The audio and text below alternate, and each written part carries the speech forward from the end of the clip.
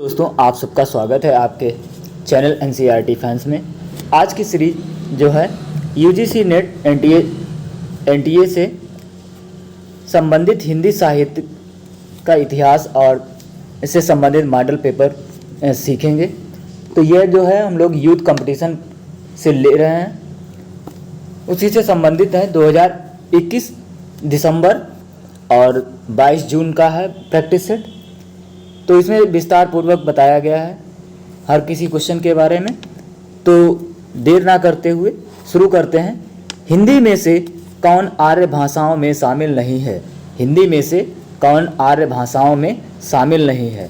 तो संस्कृत आर्य भाषा, अंग्रेजी, फारसी, ये तीनों शामिल हैं। तो ऑप्शन सी जो है अरबी जो है अरबी आर्य भाषा में शामिल नहीं है। अरबी सामी भाषा के अंतर्गत आती है। सामी भाषा परिवार में इब्रानी, अरबी और हबसी भाषाएं आती हैं, जबकि संस्कृत, हिंदी, अंग्रेजी, फारसी, मराठी, पंजाबी, यूनानी, लैटिन, प्राकृत आदि भाषाएं आर्य भाषा में शामिल हैं। तो नेक्स्ट प्रश्न है हमारा, शीतला माँ के नाराज हो जाने के भय से लोग बच्चों को चेचक का टीका तक नहीं लगवाते थे। उपयुक्त प्रसंग निम्नलिखित में से किस उपन्यास में वर्णित है? तो यह जो प्रसंग है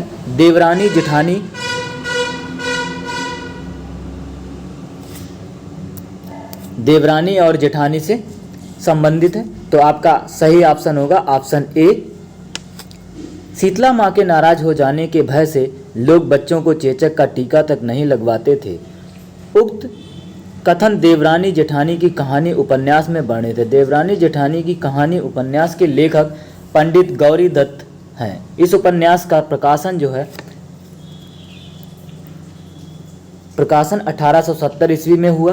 गोपाल राय ने देवरानी जेठानी की कहानी उपन्यास को हिंदी का प्रथम उपन्यास तथा पंडित गौरी दत्त को प्रथम उपन्यासकार माना है। इसकी विषय वस्तु इतनी सामाजिक है कि पूरा समाज ही ध्वनित होता है। बाल विवाह, विवाह में फिजूल खर्ची, स्त्रियों की आभूषण प्रियता, बंटवारा, वृद्धों बहुओं की समस्या आदि पर प्रकाश डाला गया है। तो नेक्स्ट प्रश्न है हमारा, ऋतु वसंत का सुप्रभात था, मंद मंद था, अनिल वह बह रहा था, बालारूढ़ की मृदु किरणें थीं, अगल बगल स्वरराभ बिखरे थे, एक दूसरे से विरहित हो अलग अलग रहकर ही जिनको सारी रात बितानी होती, निशा काल के चिर अभिशापित बेबस उन चकवा चकई का बंद हुआ क्रंदन। उपयुक्त पंक्तियों में चकवा चकई के बारे में व्यक्त नागार्जुन के विचार को साहित्य जगत में कहा जाता है कवि प्रसिद्ध कहा जाता है। इसकी व्याख्या भी देख लेते हैं। इसकी व्याख्या, ऋतु वसंत का सुप्रभात, नागार्जुन के विचार को साहित्य जगत में कवि प्रसिद्ध कहा जाता है। उक्त पंक्ति नागार्जुन द्वारा रचित बादल को घिरते देखा कविता से उद्धृत है। यह कविता युगधारा काव्य संग्रह में संकलित है। नागार्जुन प्रगतिवादी कवि हैं जिनके द्वारा रचित काव्य संग्रह निम्न है। तो अगला प्रश्न है हमारा, टी.एस. इलियट की आलोचना की विशेषता में शामिल है। क्या शामिल है टी.एस. इलियट की विशेषता में? कविता आत्मगत अभिव्यक्ति से पलायन है और इसका है ऑप्शन ए जो है सही है। तो इसमें सी है, कवि काव्य का माध्यम भर है, तो इनसे संबंधित है। तो इसका पहला प्रश्न सही होगा ए एंड सी, ए और सी ये दोनों मिलकर बनेगा ऑप्शन ए। कवि आत्म अभिव्यक्ति से पलायन है तथा कवि काव्य का माध्यम भर है, ये टी.एस. इलियट ने कहा है। परिंदे कहानी के पात्र हैं। परिंदे कहानी के पात्र कौन हैं?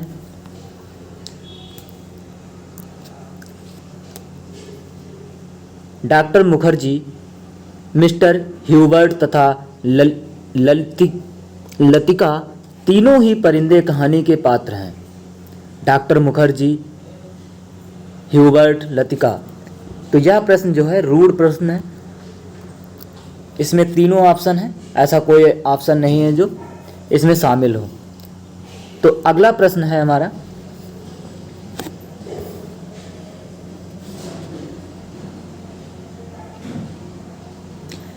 तेरी बाकी अदा कर मैं खुद हूँ फिदा, तेरी चाहत को दिलबर बयां क्या करूँ, यही ख्वाहिश है कि ई तू मुझको देखा करे और दिलो जान मैं तुझको देखा करूँ। उपयुक्त गीत निम्नलिखित में से किस कहानी में प्रयुक्त है? तो यह है तीसरी कसम में यह प्रयुक्त किया गया है। तीसरी कसम, ऑप्शन डी जो है इसका सही आंसर होगा। तेरी बाकी अदा तुझको देखा करूं उपयुक्त गीत तीसरी कसम कहानी में प्रयुक्त है। तीसरी कसम कहानी के लेखक फणीश्वर नाथ रेणु हैं। तो इस कहानी को किसने लिखा है? फणीश्वर नाथ रेणु ने। कहानी में उन्होंने बिहार प्रांत के ग्रामीण जीवन को उभारने का सफल प्रयास किया है। इस कहानी के प्रमुख पात्र हैं हीरामन, हीराबाई, धुन्नीराम, पलटदास, लालमोहर आदि। जबकि रस प्रिया पंचलाइट लाल की बेगम, संवदिया, ठेस पहलवान की ढोलक, एक आदिम रात्रि की महक, रेणु की अन्य प्रसिद्ध कहानियां हैं। तो नेक्स्ट प्रश्न है हमारा, इसमें सूची दी गई है। सूची 1 को जो है सूची 2 से मिलाना है।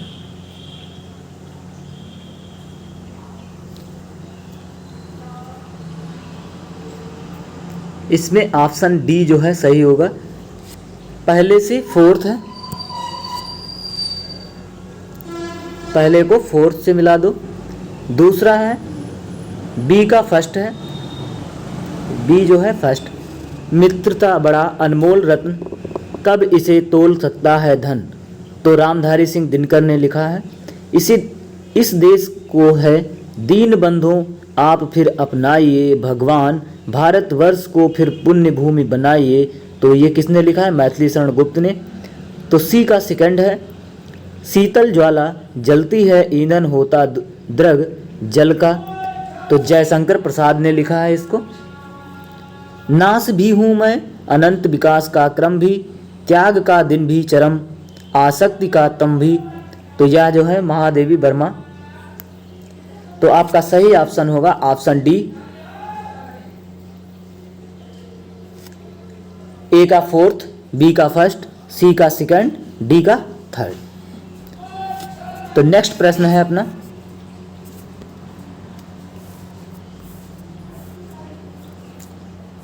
अगला प्रश्न है 8वां। तीसरी कसम कहानी के पात्र हैं। तीसरी कसम कहानी के पात्र कौन है? धुन्नीराम और पलटदास। तो अभी पीछे पढ़ा था धुन्नीराम और पलटदास। तो आपका सही ऑप्शन होगा ऑप्शन डी। तीसरी कसम कहानी के पात्र हैं। तो इसको लिखा किसने था ये आप हमें कमेंट में बताएंगे। इससे पहले अभी हम बता चुके हैं। बंसीधर निम्नलिखित में से किस कहानी का प्रमुख पात्र है? तो दुलाई वाली कहानी का प्रमुख पात्र है बंसीधर। तो ऑप्शन डी आपका सही होगा। दुलाई वाली कहानी के अन्य पात्र जो हैं बहुत सारे हैं। नेक्स्ट प्रश्न है अपना,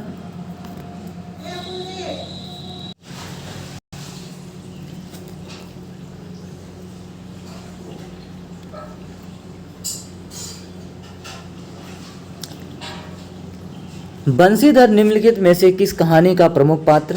तो ये ऑप्शन जो है बी दुलाई वाली कहानी का प्रमुख पात्र है। अगला प्रश्न था। नेक्स्ट प्रश्न है, प्रकाशन वर्ष के अनुसार निम्नलिखित उपन्यासों का सही क्रम क्या होगा? तो प्रकाशन वर्ष के अनुसार जो है निम्नलिखित पात्र कौन से हैं? आपका बंटी, झूठा सच जो है 1958 से 1960, आपका बंटी 1971 ईस्वी, धरती धन न अपना 1972 ईस्वी, मायादास की माड़ी 1988 ईस्वी। नोट प्रश्न को आयोग ने F कर दिया है, यानी कि यहाँ है नहीं, फाल्स किया क्योंकि विकल्प सही नहीं है। अगला प्रश्न है, प्रकाशन वर्ष की दृष्टि से निम्नलिखित नाटकों का सही क्रम क्या है? तो बकरी, कबीरा खड़ा बाजार में, मादा कैक्टस, कोणार्क। तो नेक्स्ट प्रश्न जो है,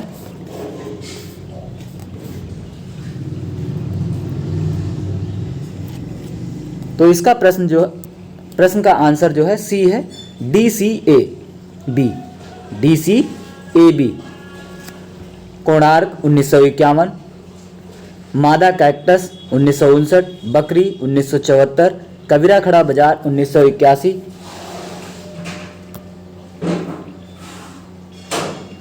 तो यह प्रश्न जो है कथन निष्कर्ष से है। नीचे दो कथन दिए गए हैं, एक अभिकथन ए के रूप में निम्नलिखित है तो दूसरा उसके कारण के रूप में। तो कथन क्या है? अभिकथन है, आज की विषम और संकटपूर्ण स्थिति में व्यक्ति अपनी असहायता और अकेलेपन में निर्णय नहीं ले पाता और ले भी पाता है तो उसकी परिणति अर्थहीनता में होती है।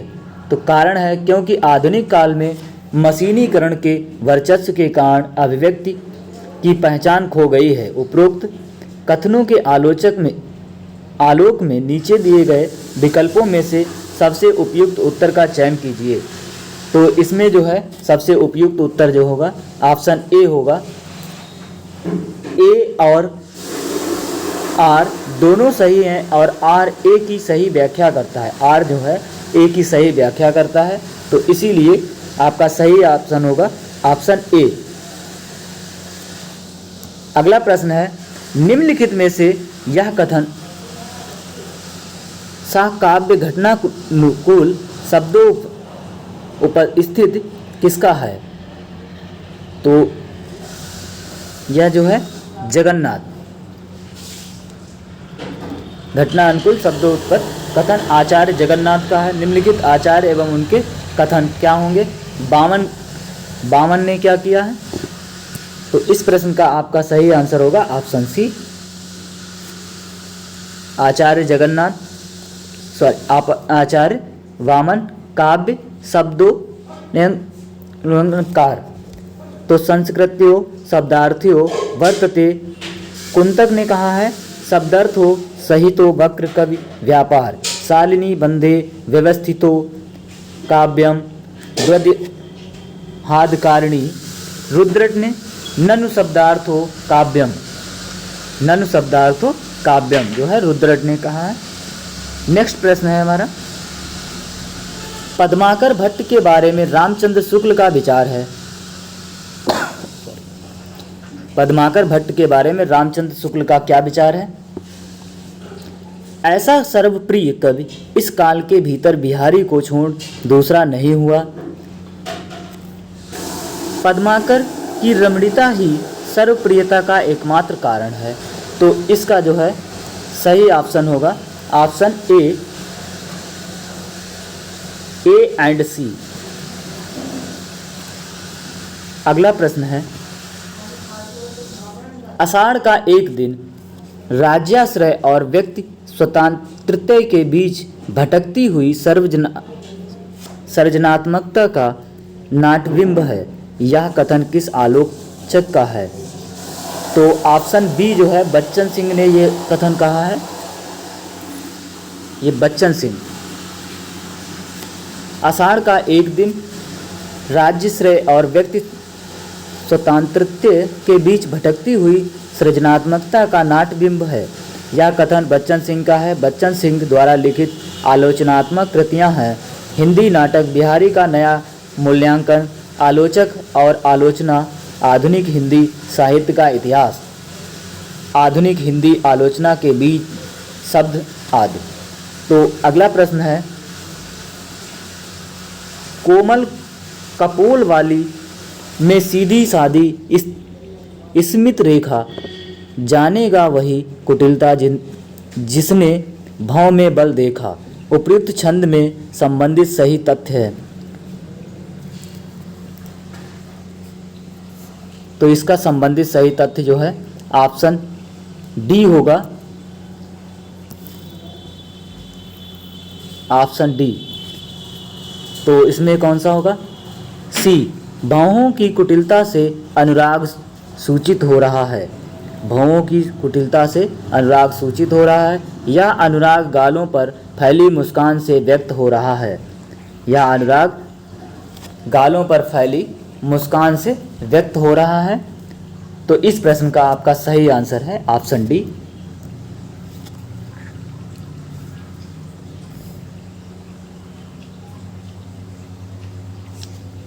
फिर विकल है प्राण मेरे गीत के निहितार्थ हैं। गीत के क्या निहितार्थ हैं? इस प्रश्न का आपका सही आंसर होगा बी और डी। बी है, अपनी सीमित दुनिया के घेरों को तोड़कर स्त्री अनदेखी अनजानी दुनिया को देखना, अनजानी दुनिया को देखना चाहती है। अगला है, स्त्री ने अपना लक्ष्य निर्धारित कर लिया है और वह आगे बढ़ने के लिए व्यग्र है। व्यग्र मतलब व्याकुल है। तो आपका सही ऑप्शन होगा option A, B and D. B और डी। अगला प्रश्न है, उदासी संप्रदाय के प्रवर्तक थे। तो उदासी संप्रदाय के प्रवर्तक कौन थे? श्रीचंद। उदासी संप्रदाय के प्रवर्तक गुरु नानक के पुत्र श्रीचंद थे। इस संप्रदाय के लोग सनातन धर्म को मानते हैं तथा पंच प्रकृति जल अग्नि पृथ्वी वायु आकाश की पूजा करते हैं, जबकि लक्ष्मी चंद तथा मलुकदास संत कवि हैं। तो इसका सही ऑप्शन होगा ऑप्शन बी। नेक्स्ट प्रश्न है, संस्मरण की पुस्तकें हैं। संस्मरण की पुस्तकें हैं, कौन कौन सी हैं? नंगा तलाई का गांव, ऑप्शन बी ऋण, जल धन जल, अच्छे आछे दिन पाछे गए, वे लड़ेंगे 1000 साल। तो इस प्रश्न का आपका सही ऑप्शन होगा नंगा तलाई का गांव, और नेक्स्ट होगा अच्छे दिन पाछे गए। तो इसका सही ऑप्शन होगा ऑप्शन सी, ए और सी। नंगा तलाई का गांव, अच्छे दिन पाछे गए संस्मरण की पुस्तकें हैं। नंगा तलाई गांव 2004 ईस्वी संस्मरण कृति के लेखक विश्वनाथ त्रिपाठी हैं। इनकी अन्य संस्मरणात्मक कृति है व्योमकेश दरवेश 2010, गंगा स्नान करते चलोगे 2012, आछे दिन पाछे गए 2004 ईस्वी संस्मरण कृति के लेखक काशीनाथ सिंह हैं। इनके अन्य संस्मरण कृति अलग अलग हैं। तो अगला प्रश्न है, रामचरितमानस के अंत में कही गई तुलसी की कौन सी बातें सही हैं? मेरे समान कोई दूसरा दीन नहीं, इसीलिए हे राम मेरी भव बाधा को दूर करो। राम कथा का गान वेदों पुराणों और कवियों ने किया है, किंतु संतों ने नहीं। जो भक्त रामचरितमानस का अवगाहन करता है वह मध्या के सूर्य की तरह प्रखर तेज वाला होता है। जिस तरह कामी को स्त्री और लोभी को धन प्रिय है, उसी तरह के राम तुम हमेशा मुझे प्रिय लगो। नीचे दिए गए विकल्पों में से कौन सा सही है? तो यहाँ इसमें जो है ऑप्शन सी आपका सही होगा, ए और डी। ए, मेरे समान कोई दूसरा दीन नहीं है, इसीलिए हे राम मेरी भवबाधा को दूर करो।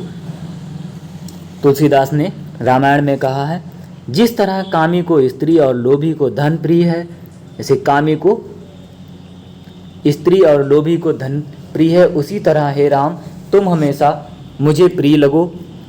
नेक्स्ट प्रश्न है, इनमें से कौन सा निबंध द्विवेदी युग का नहीं है? तो इनमें से कौन सा निबंध माधव प्रसाद मिश्र, गोविंद नारायण मिश्र, कुबेरनाथ राय, अध्यापक पूर्ण सिंह? तो इसमें से 21 का आपका सही ऑप्शन होगा ऑप्शन सी, कुबेरनाथ राय। कुबेरनाथ राय द्विवेदी युग के निबंधकार नहीं हैं, ये शुक्लोत्तर युग के ललित निबंधकार हैं, जबकि माधव प्रसाद मिश्र, गोविंद नारायण मिश्र तथा अध्यापक पूर्ण सिंह द्विवेदी युग के निबंधकार हैं। नेक्स्ट प्रश्न है, संलक्ष्य क्रम ध्वनि के भेद हैं। तो संलक्ष्य क्रम ध्वनि के भेद कौन कौन से हैं?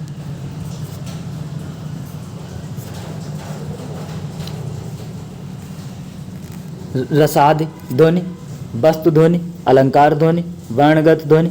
तो इस प्रश्न का आपका सही ऑप्शन होगा बी एंड सी, वस्तु ध्वनि और अलंकार ध्वनि। वस्तु ध्वनि तथा अलंकार ध्वनि संलक्ष्य क्रम ध्वनि के भेद हैं। वाच्यार्थ का स्पष्ट बोध होने पर जहाँ उसके बाद व्यंग्यार्थ के प्रकट होने का क्रम रहता है, वहाँ पर संलक्ष्य क्रम व्यंग्य ध्वनि होती है। तो आज के लिए इतना ही, मिलते हैं नेक्स्ट वीडियो में। वीडियो अगर अच्छा लगे तो वीडियो को लाइक, शेयर और सब्सक्राइब जरूर कर दें।